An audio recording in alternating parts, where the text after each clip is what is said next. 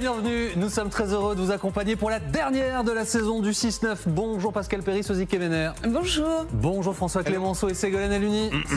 Salut. C'était donc avant la rentrée prochaine la dernière fois que je voyais Sosie Kemener danser comme ça. Elle danse comme ça, sur le générique. Encore mieux que ça. Encore mieux que ça, c'est vrai. Tout le monde a failli être en retard, mais tout le monde est à l'heure. Donc c'est la bonne nouvelle de cette matinale. On est arrivé en ordre dispersé, le cœur lourd de se séparer dans quelques heures, dans 3 heures tout de même. Bon, d'ici là, nous avons des choses à vous raconter, à décrypter. Nous reviendrons sur cette campagne des législatives dans quelques instants, enfin le résultat, la campagne pour Matignon plutôt. Emmanuel Macron a été interrogé à ce sujet depuis Washington. Vous allez voir qu'il refuse pour l'instant de faire de commentaires depuis l'étranger. En revanche, depuis l'étranger, ce que nous regarderons avec attention sont les déclarations de Joe Biden. Vous savez qu'il y a un sujet autour de son maintien dans la course à la Maison-Blanche. Eh bien, au cours de la conférence de presse à l'OTAN, il y a eu quelques lapsus. On verra, la parole sera à la défense. François Clémenceau essaiera de vous expliquer pourquoi ça n'est peut-être pas si grave que ça. Vanessa Matagne, bonjour, comment ça va? Je vais très très bien. Alors vous savez quoi, les amis, pour la dernière de la saison, Vanessa va nous annoncer que... on va rester sur la lancée de cette voilà, avec un de la bonne cocktail de pluie, d'orage et du vent. Mais oui, et allez. Après ensuite il y aura de bonnes nouvelles ce week-end quand même. Donc c'est vraiment la der des der aujourd'hui, avant le soleil. Allez, c'est parti, on regarde ça. Allez, une bonne météo estivale.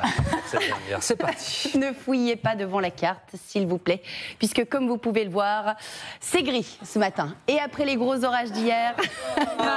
Vous êtes trompé de jour. Wow. Non, malheureusement. Pourquoi est-ce que vous avez sorti la carte du 2 février pour... Non, c'est bel et bien la carte d'aujourd'hui. Notez tout de même que sur l'arc atlantique, ce sera plutôt agréable dès ce matin, de la Bretagne aux Landes. En revanche, ailleurs, beaucoup de nuages. Et après les gros orages d'hier, il en reste encore de gros pour ce matin, vraiment sur l'est, entre l'est du Massif central, la vallée du Rhône, le Jura, des orages que nous tiendrons à l'œil. Quelques coups de tonnerre possibles aussi, mais surtout de fortes pluies sur le nord, entre les Hauts-de-France, l'Île-de-France et les Ardennes, des pluies qui descendent jusqu'aux Pyrénées. Pour cet après-midi, en revanche, amélioration sur une bonne large oui, ça n'a rien à voir. Retour de belles éclaircies entre les Landes et les régions du centre. En revanche, vous garderez vos orages toujours assez gros, des orages assez intenses, je vous le disais, que nous tiendrons à l'œil vraiment sur les frontières de l'Est. Les pluies sur le nord faibliront, puis finiront par nous quitter vers la Belgique. Le tout avec pas mal de vent pour aujourd'hui. En Méditerranée aussi, mais là, vous aurez du soleil et puis des températures ce matin qui restent assez douces. 11-12 degrés vers les côtes de la Manche, le double à Marseille. Et puis cet après-midi, des températures à la baisse par rapport à hier. Par endroits, on va perdre 7 voire 8 degrés. Comment ça, moins de 20? Ségolène, elle en croit pas, c'est sûr. C'est l'enfer. Oui. Non, c'est la France. C'est la littéralement. France, madame. Non, mais même dans le Moins de sud-est, 20. 24 degrés, moins de 20 à Paris. Non, Ouais. Non. je dis non. Aussi tous les matins, malheureusement on peut rien faire.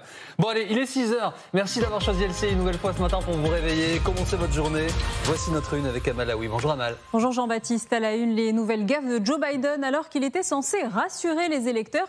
Le président américain a fait 2 lapsus en l'espace de quelques heures. Il a d'abord annoncé le président Poutine au moment d'accueillir Volodymyr Zelensky sur la scène lors du sommet de l'OTAN, avant de se reprendre, puis lors d'une conférence de presse, eh bien, il a confondu Donald Trump et Kamala Harris, cette fois-ci sans s'excuser. Regardez. And now I want to hand it over to the president of Ukraine, who has as much courage as he has determination. Ladies and gentlemen, President Putin. President Putin. He's going to beat President Putin. President Zelensky. I'm so focused on beating Putin, I wouldn't have picked Vice President Trump to be vice president, that I think she was not qualified to be president. So let's start there. Quasiment en direct cette nuit, Donald Trump s'est moqué des hésitations de son rival dans la course à la Maison-Blanche en écrivant, regardez, beau boulot Joe sur son réseau social. Présent également à Washington, Emmanuel Macron a pris la défense de Joe Biden lors d'une conférence de presse que vous avez pu suivre en fin de soirée sur LCI. Il a aussi rassuré ses partenaires de l'OTAN. Le président assure que la France continuera ses engagements malgré l'instabilité politique après les législatives. Écoutez. J'ai pu confirmer à l'ensemble de mes homologues et alliés que la France aurait une approche de continuité de ses engagements internationaux, qu'il s'agisse de l'Europe, de l'Alliance ou du soutien à l'Ukraine, car les forces politiques qui constituent une majorité à l'Assemblée sont en faveur de ces lignes. À la une également, Marine Le Pen promet de censurer tout gouvernement qui comprendrait des ministres LFI ou écologistes. Sur X, la présidente réélue des RN fustige aussi un bourbier institutionnel causé selon elle par le président. Le nouveau Front populaire doit proposer un nom de Premier ministre dans les prochaines heures. Toujours pas d'accord trouvé, mais Manuel Bompard assure que les discussions avancent. Le coordinateur de la France Insoumise était hier soir l'invité de LCI. Écoutez. Différentes formations politiques discutent, avancent. Personnellement, je trouve que ça avance bien. On avance sur la constitution effectivement d'une équipe gouvernementale. On réfléchit aux différents scénarios et aux différents éléments de ce dispositif. Et je ne vais pas commencer, si vous voulez, à fixer une date limite. Mais en tout cas, je suis optimiste sur la manière avec laquelle avancent ces discussions. Elisabeth Borne, elle ne briguera pas la tête du groupe Renaissance à l'Assemblée. Un temps pressenti, l'ancienne première ministre annonce qu'elle n'a jamais été candidate. Gabriel Attal est donc le grand favori du scrutin qui devrait avoir lieu demain, même s'il ne s'est pas encore porté candidat. À 7h20, nous reviendrons sur la suite de ces élections législatives avec Daniel Simonet, qui n'a pas été investi, je vous le rappelle, par LFI, qui lui avait mis une candidate face à elle. Et puis à 8h20, nous recevrons Jean-Philippe Tanguy, qui a été lui réélu pour le Rassemblement national. Les intempéries maintenant, avec encore des images très impressionnantes. Oui, la pluie et la grêle ont provoqué des inondations hier soir à Decazeville, dans l'Aveyron. Des trombes d'eau sont tombées aussi dans la Bourgogne, en particulier à Sens, entraînant des coupures de courant. Et ce matin, la Météo France a levé l'alerte orange qui concernait 8 départements. Voyage difficile pour 1200 passagers. Un TGV Paris-Nantes a été évacué hier soir à Sablé-sur-Sarthe à cause d'une odeur forte et incommodante. Une dizaine de personnes présentant des symptômes d'irritation ont été prises en charge par les pompiers. C'est le soulagement à Rouen. L'incendie de la flèche de la cathédrale Notre-Dame a été éteint. Le feu s'est déclaré hier dans l'édifice en travaux. Les pompiers, guidés par les ouvriers, ont réussi à le maîtriser avant que les flammes ne se propagent. Heureusement, il n'y a eu aucune victime. L'origine de l'incendie reste inconnue. Écoutez l'archevêque de Rouen. À l'heure qu'il est, nous retrouvons un peu le sourire parce que les hommes qui travaillaient là-haut, les 4 personnes, ont pu être évacués. Ils ont bien sûr avalé de la fumée et ils sont en soins, sauf un qui est resté pour guider les pompiers.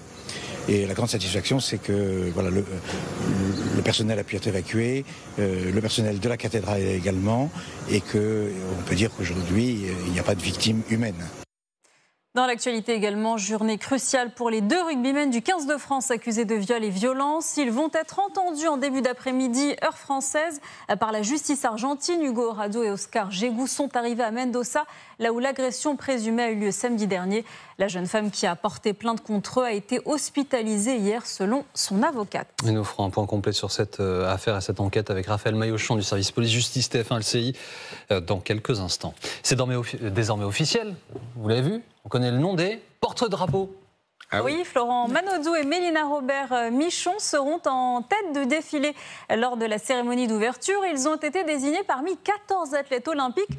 Moins connus que le nageur, la lanceuse de disque âgée de 44 ans participera à ses 7e Jeux, un exemple de longévité dans le sport français. Il était l'une des voix de France Inter. L'animateur Louis Bozon est mort hier, il avait 90 ans. Il est notamment connu du grand public pour avoir animé pendant 13 ans l'émission Le Jeu des 1000 francs. Louis Bozon était aussi un proche de Marlène Dietrich à qui il a consacré un ouvrage. Merci beaucoup Amel. Nous nous revoyons tout à l'heure s'il vous plaît à 6h30. Conférence de presse d'Emmanuel Macron hier soir, enfin dans la nuit depuis Washington à l'occasion du sommet de l'OTAN, interrogé par nos confrères sur la situation intérieure, les conséquences des législatives. Le président de la République a eu à chaque fois la même réponse. Écoutez.